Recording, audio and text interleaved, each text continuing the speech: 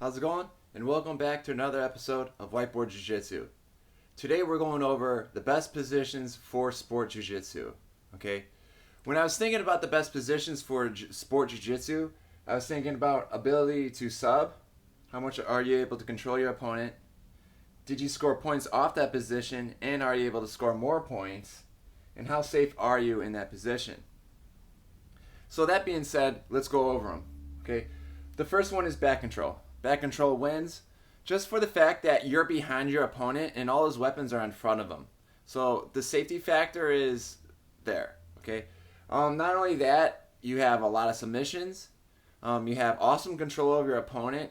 And in fact, if you're in sport, the referee can't even call stalling on you because you're in one of those major positions like back control and mount. You can't get called stalling. You're in the best position. So where they want you to go from there.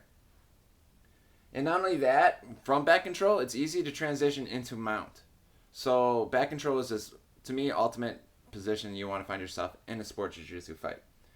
The second one would be mount. Same thing. You could stall in it. It gives you 4 points when you get it. There's also transitioning to back control, which gives you more points. And there's just a lot of submissions that you could do there.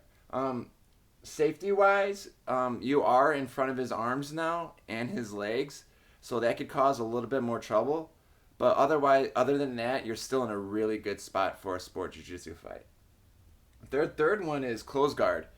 And this is the main reason why people pull guard a lot in jiu-jitsu tournaments is because right away you find yourself in a third best position. Close guard is super safe. There's almost no submissions they could do for you. It's very limited. You don't get any points from close guard, but you have ability to score points like sweep to mount, which is 6, or you could just transition into their back. So from close guard, you're able to get back control and mount very easily. Plus, you get a lot of submissions. So to me, close guard is up there with the top 3. 4, quarter mount's up there too. Quarter mount is basically mount. You didn't score any points yet, but it's easy to score the 7 points for 3 for passing plus mount, or you could do the gift wrap, truck, take the back, get 4 points off that. In quarter mount, when you're working submissions in quarter mount, the bottom guy, he's worried about you passing and submissions. So sometimes it's easier to get a submission in quarter mount than it is just in regular mount, because when they're in regular mount, they're just kind of focusing on not getting submitted. Versus quarter mount, they're worrying about a lot of things. So quarter mount's good for that. The 5th one is side control, knee on belly. To me, they're the same thing. Side control, you don't get any points for, but you holding side control shows that you pass guard.